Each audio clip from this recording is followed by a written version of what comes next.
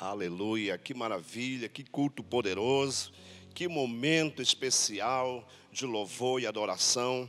Você já ouviu todos aí os nossos avisos, as nossas informações. Gostaria de dizer como Deus está fazendo grandes coisas nessa igreja que não para de crescer. Seja mais uma vez bem-vindo ao nosso culto online.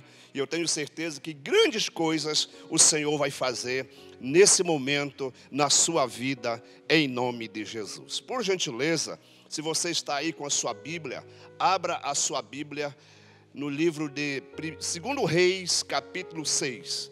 2 Reis, capítulo 6, eu gostaria de ler a palavra de Deus nos versículos 14 em diante, que diz assim: Então enviou para lá cavalos, carros e fortes tropas, chegaram de noite e cercaram a cidade. Tendo se levantado muito cedo o moço do homem de Deus e saído, eis que tropas, cavalos e carros haviam cercado a cidade. Então o seu moço lhe disse: Ai, meu senhor, que faremos? Ele respondeu: Não temas, porque mais são os que estão conosco do que os que estão com eles. Orou Eliseu e disse: Senhor, peço-te que lhe abra os olhos, para que veja.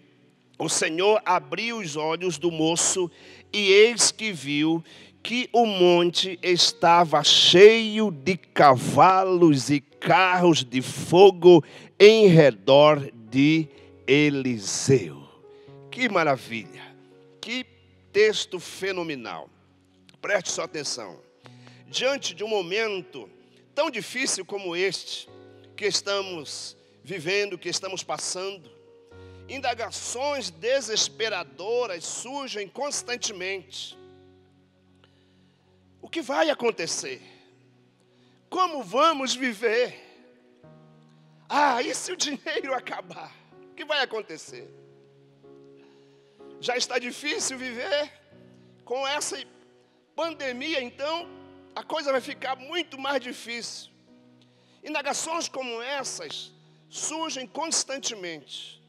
De acordo com esse texto, nós vamos ver aqui algumas verdades, porque o moço do profeta Eliseu também fez uma indagação diante do momento tão difícil que eles estavam enfrentando.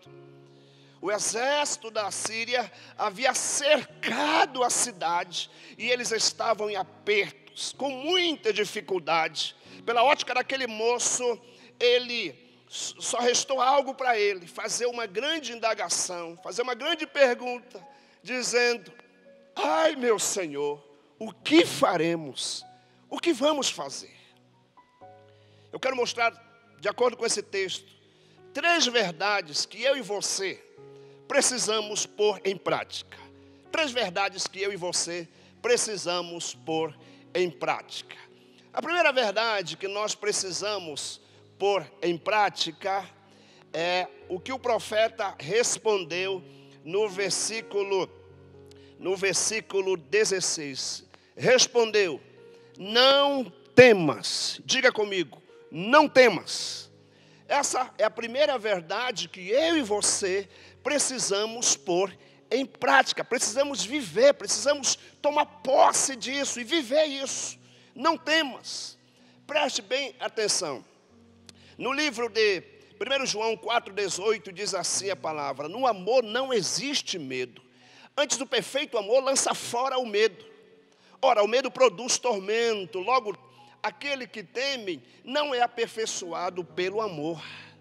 É interessante, eu estava ouvindo tantas notícias, e os profissionais na área da saúde, eles dizem que o medo, o pânico, o desespero, isso pode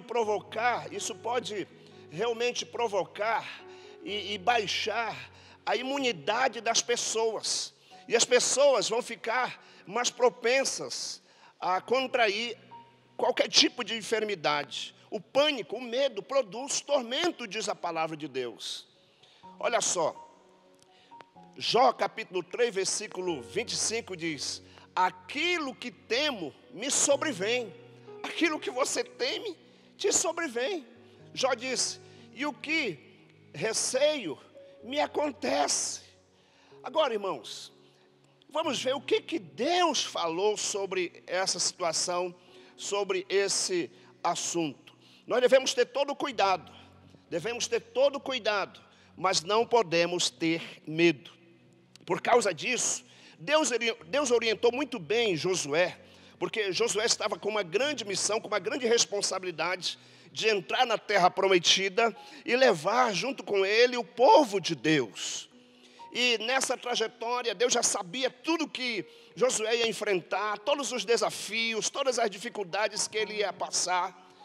No capítulo 1 de Josué, Deus chama Josué e dá todas as instruções, todas as recomendações, todas as coordenadas para o Josué.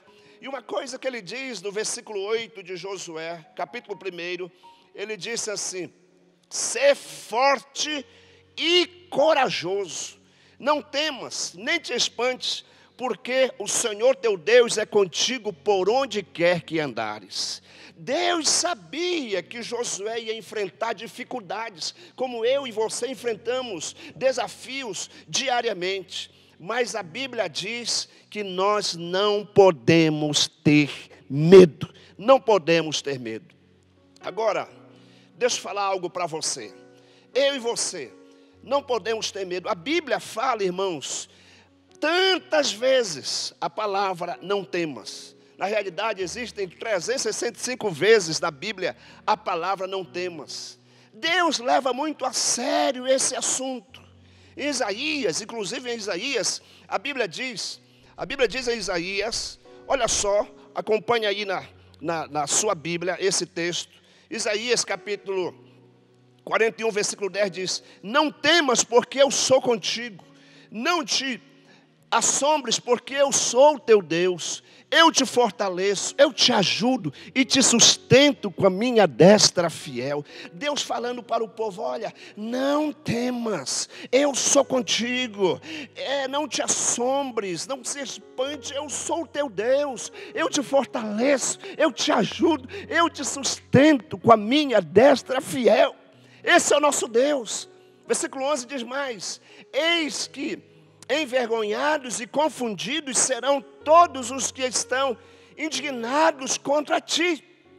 Serão reduzidos a nada, e os que contenderem contigo perecerão. Isso é promessa de Deus para você. Não temas, não temas. O Senhor é contigo. O Senhor é contigo. Não temas. Isso é algo fenomenal. Então diga comigo assim: eu declaro em nome de Jesus, eu não terei medo de nada, em nome de Jesus. Segunda verdade que eu e você precisamos pôr em prática é essa: declare palavras de fé. Saiba declarar palavras de fé. Sabe, irmãos, em momentos como esse que estamos vivendo, é muito fácil, muitas vezes, falarmos coisas negativas, carregadas de incredulidade, palavras de morte. Sabia que a Bíblia fala sobre isso?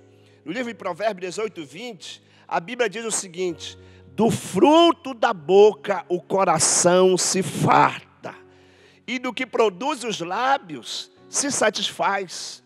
Olha só no versículo 21, acompanhe na sua Bíblia aí, olha só o que diz: a morte e a vida estão no poder da língua, e o que bem a utiliza come do seu fruto. Alguém disse uma frase muito forte. Ele disse assim: se hoje você é derrotado, foi a tua boca que te derrotou. De tanto falar besteira, de tanto falar incredulidade, de tanto proferir palavras de incredulidade.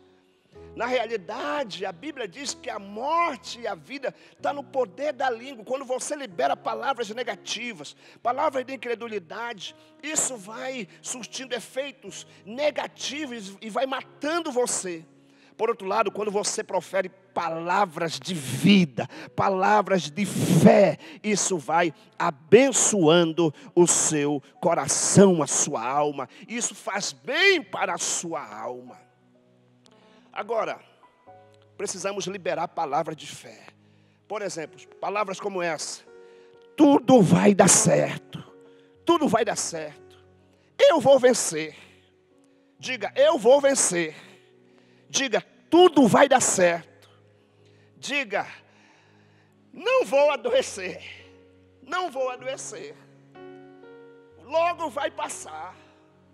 Sabe, isso é algo muito, muito importante para você declarar palavras de fé, palavras baseadas na própria palavra de Deus. Saiba liberar palavras de fé. É interessante, irmãos, no livro de Marcos, conta um episódio que aconteceu com uma certa senhora. Marcos capítulo 5, a partir do versículo 25 em diante, fala que havia uma senhora que estava já 12 anos de quarentena. Ela estava em casa, sofrendo muito, ela tinha o fluxo de sangue, e ela já estava 12 anos de quarentena. A enfermidade dela, ela não podia sair, ela se tornou imunda de acordo com a lei, ela se tornou imunda, ela não podia ir no templo, ela não podia cumprimentar as pessoas, ela estava realmente, literalmente de quarentena. Mas ela ouviu falar de Jesus. No versículo 27 diz, tendo ouvido a fama de Jesus, ela ficou ouvindo sobre Jesus. Aquele Jesus que estava curando, restaurando, transformando, ressuscitando os mortos. Ela ficou ouvindo a palavra. A Bíblia diz no versículo 27, tendo ouvido a fama de Jesus, vindo por trás dele, por entre a multidão, tocou-lhe nas vestes, porque dizia, se eu apenas lhe tocar as vestes, ficarei curada. Olha só, a fé fala. Quem tem fé, fala. A mulher ouviu sobre Jesus e agora ela começou a falar. Sabe o que ela dizia? Ela dizia assim, olha, se eu apenas tocar, eu serei curada. Ela ficou falando essas verdades, e o que aconteceu? O milagre aconteceu. O milagre realmente aconteceu na vida daquela mulher. Sabe por quê? Porque ela não parou de declarar a palavra de vitória. Olha só o que diz em 2 Coríntios 4,13. Diz assim, tendo, porém, o mesmo espírito de fé, como está escrito, eu criei e por isso é que falei, também nós cremos e por isso também falamos. Se você ficar falando palavras de fé, palavras de vitória, baseado na palavra de Deus, reivindicando as promessas de Deus, vai acontecer um milagre na sua vida. Eu creio, meu irmão, eu creio, minha irmã, você que está me assistindo pela internet, eu creio que o seu milagre vai chegar. Eu creio que a boa obra que o Senhor começou na sua vida, Ele vai completar. Mas é importante você declarar palavras de fé. Libere, use a sua boca para falar palavras de vitória. E o seu milagre vai acontecer em nome de Jesus. E em terceiro lugar, terceira verdade que eu e você precisamos pôr em prática. Está aí no próximo versículo, o profeta disse assim. Ele respondeu, não temas, porque mais são os que estão conosco do que os que estão com ele. No versículo 17 diz, orou Eliseu e disse. Terceira verdade importante para você é a oração fervorosa. Diga, oração fervorosa. Meu irmão, preste bem atenção no que a Bíblia diz no livro de Romanos 12:11. No zelo não sejais remisso, sede fervorosos de espírito, servindo ao Senhor. Se tem uma área que eu e você devemos ser fervorosos, é na área da oração. Na área da oração. O profeta orou ao Senhor. E vamos ver o que foi que ele orou. Vamos ver o que ele orou. Ele disse assim, Senhor, peço-te que lhe abra os olhos para que veja. O Senhor abriu os olhos do moço e ele viu que o monte estava cheio de cavalos e carros de fogo em redor de Eliseu. Meu Deus! Agora, orações rasas recebem respostas rasas. Orações profundas, intensas, recebem respostas profundas, respostas fortes. Agora, o profeta ora: Senhor, peço-te que lhe abra os olhos para que veja. Algumas áreas que são importantes para que eu e você possamos abrir os nossos olhos também. Olha só, abra os olhos para que você possa ver tudo o que está acontecendo e seja prudente, não seja negligente. Abra os olhos para ver. Tem gente que não está nem aí, parece que a coisa não é tão séria. É séria o que estamos vivendo. Abra os teus olhos para isso, para que você possa ver o que está acontecendo e seja prudente, seja sábio. Siga as orientações, as recomendações das autoridades. Isso é muito importante para você e eu. Outra coisa, peça para que seus olhos sejam abertos para as necessidades das outras pessoas e seja um mensageiro de esperança. Jesus é a esperança para a humanidade.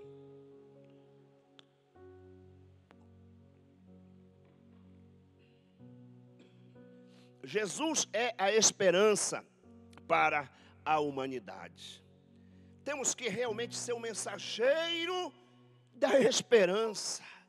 Tantas pessoas aflitas, desesperadas, angustiadas, cheias de tantos problemas psicológicos, preocupações. E eu e você e eu, precisamos ser mensageiros de esperança. Apresentar Jesus para essas pessoas. Então, devemos orar: Senhor, abre os nossos olhos espirituais para vermos as necessidades das pessoas e assim sermos mensageiros da esperança.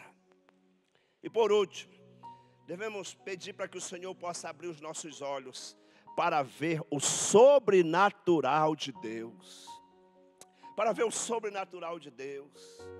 Deixa eu te dizer uma coisa, irmãos. Quando você está fazendo a sua parte, Deus está fazendo a parte dele. A sua parte é orar. E a parte de Deus, a parte que cabe a Deus, é responder às suas orações para que você veja o milagre acontecer. Então, precisamos orar. E orar com intensidade. Não qualquer tipo de oração, não qualquer oraçãozinha de qualquer jeito, mas oração profunda, intensa, com fé, baseado na palavra de Deus, com intensidade. É muito importante você orar para valer mesmo. Nesse tempo de crise, temos que desenvolver esse santo hábito de orar com intensidade, de orar com muita fé. Amém, queridos? Quando oramos de acordo com a vontade de Deus, Ele sempre vai agir. Veja só o que diz em Isaías 43:13. Deus sempre vai agir. Antes que houvesse dia, eu era. E nenhum há que possa livrar alguém das minhas mãos. Agindo eu, quem impedirá? Deus quer agir ao nosso favor.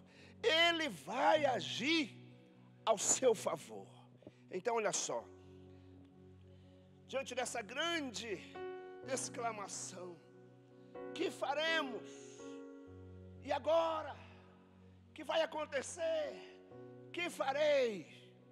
Não temas. Libere palavras de fé baseadas na Bíblia. E ore. Ore com intensidade. Ore com determinação, ore com fé. E eu tenho certeza, irmãos, que os nossos milagres vão chegar. O seu milagre vai chegar, a sua bênção vai chegar, porque maior é aquele que está em você do que aquele que está no mundo. A Bíblia diz que tudo nós podemos no Senhor que nos fortalece, em nome de Jesus. Gostaria que você se colocasse de pé, aí mesmo onde você está, aí na sua sala, se coloque de pé, e eu quero fazer uma oração por você. Eu tenho certeza, irmãos, que o seu milagre, que a sua bênção vai chegar, porque você não vai ter medo, porque você vai aprender esses princípios de liberar palavras de fé, porque você vai manter, vai cultivar uma vida de oração, a sua bênção vai chegar. Saiba que maior são mais os que estão conosco do que os que estão com eles. Não temas. Ore comigo em nome de Jesus.